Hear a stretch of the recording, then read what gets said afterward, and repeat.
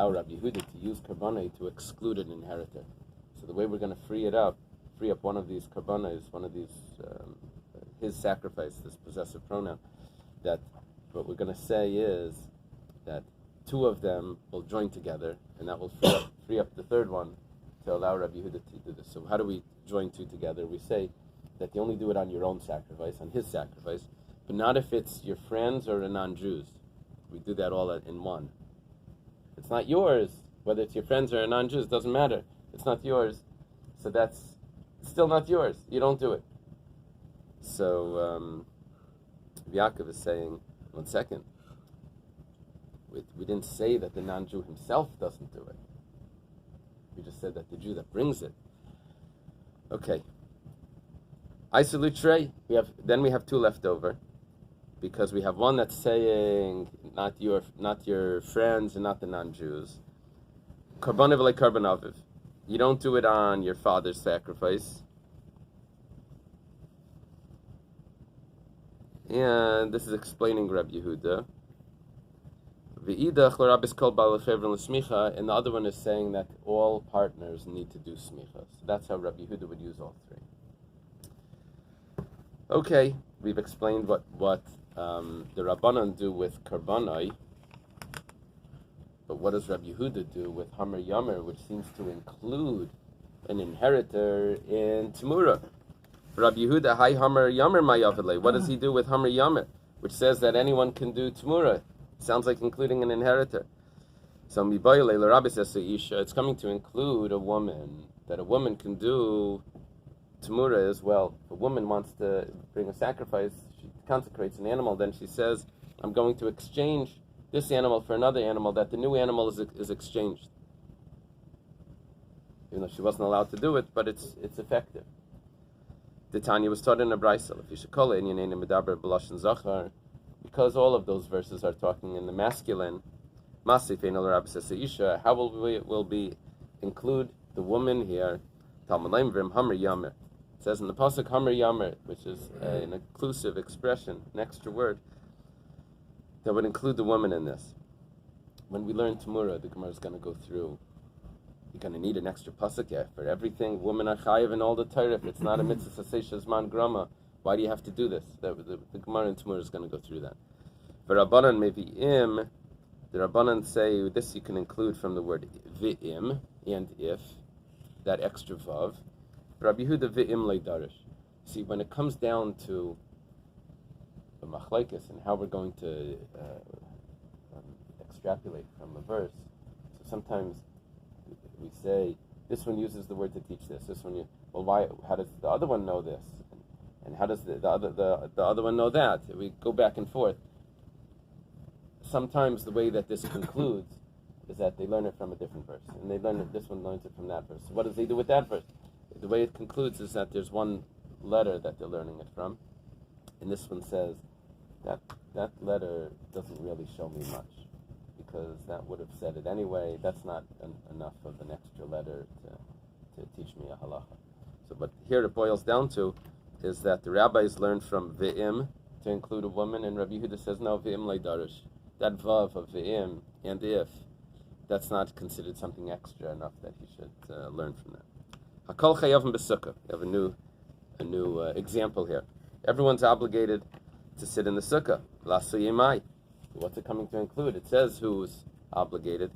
Lasuye katan shein tzarech limai. It's coming to include a child that doesn't need his mother. That means it's not nursing, or a child that's already up to the that you can already educate. They're considered weaned? That's weaned.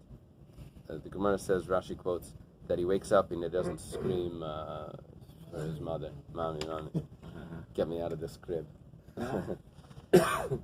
Just climb over the crib. The Tanan, it was taught in a Mishnah. Katan shein tzarech limai chayav b'sukkah. A child that doesn't need the mother is chayav in sukkah. It's actually interesting when it comes to chinuch, that you're allowed to feed a child before Kiddush and Havdalah, but you're not allowed to feed them outside the sukkah. When it comes to chinuch. because children are obligated in Sukkah, and the food is kosher on Shabbos. It's just that you're supposed to wait for Kiddush before you eat this dinin. So it's not really an aspect of the mitzvah of Kiddush to eat before, not to eat before Kiddush. But it's a mitzvah of Sukkah, is that you need to eat in the Sukkah. You're not supposed to feed the child outside of Sukkah. Hakol chayavim belulav, lasu yimai. Quote another Mishnah here, another example of this Hakol. Everyone is obligated in the mitzvah of lulav. Who's that coming to include? Lasu yikatna yidei lenaneya. It's coming to include a child that knows how to shake the lulav. Is it going to say Torah Nedarim?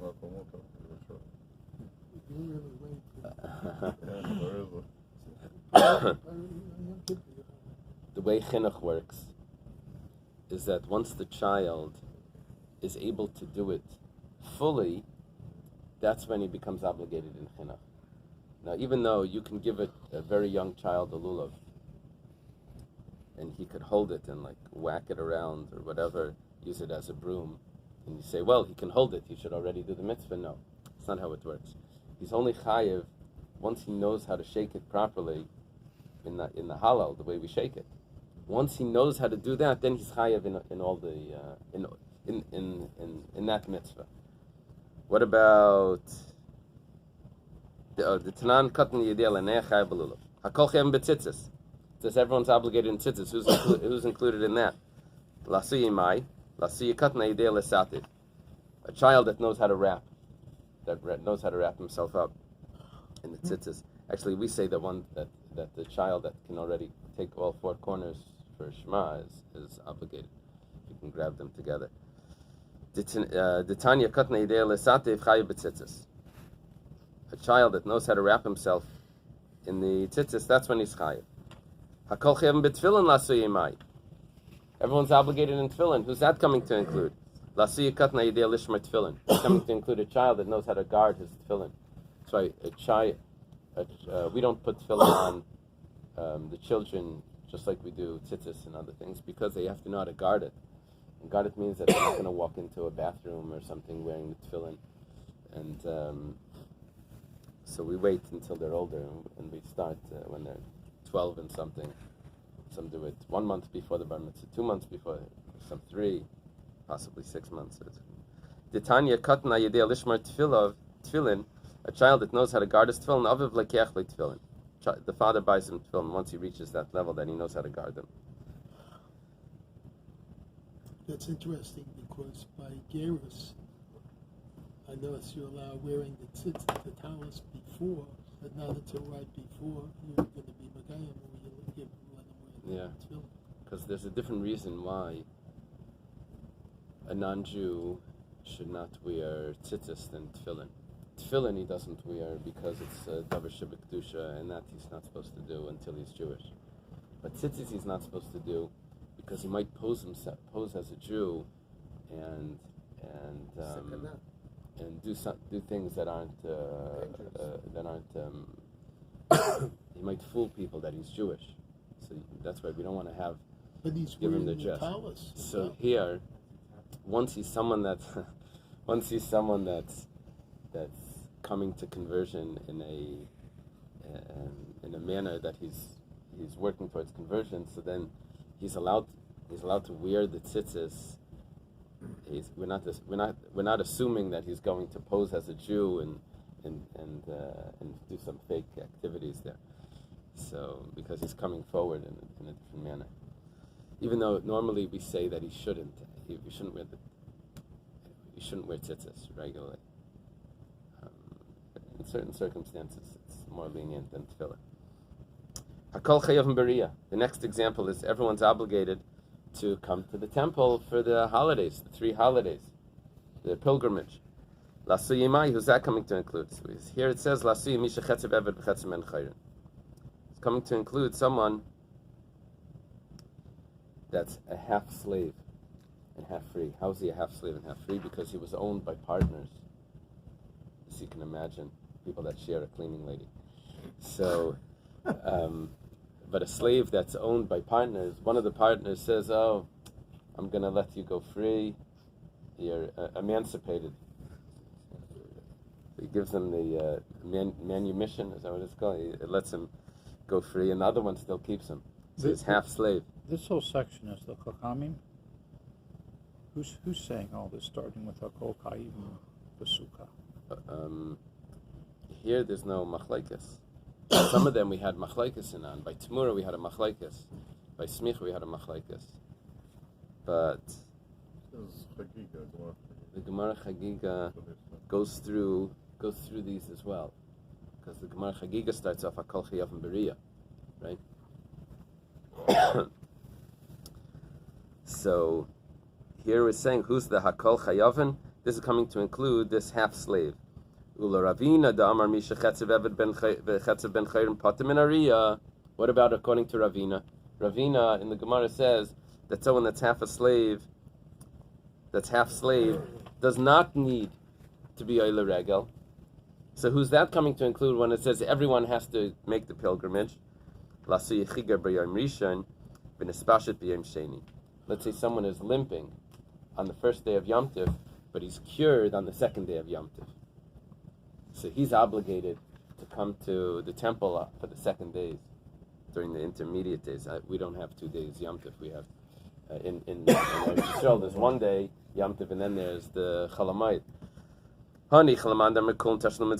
This makes sense if you say that each one is an independent obligation. However, but if you say that all of them are making up the original obligation of the first day, so it's impossible. If he was exempt on the first day, then why should he have to do it on the second day? Hakol, it's coming to include this person that was lame on the first day, and now on the second day, asking why? The second day is only a makeup for those that didn't do it on the first day when they were obligated. He wasn't obligated on the first day. So, according to that opinion, Lasui Imai is coming to include, it says Lasui Suma Bachas Meinav. It's coming to include someone that's blind in one eye. Why should blind in one eye exempt him from the pilgrimage?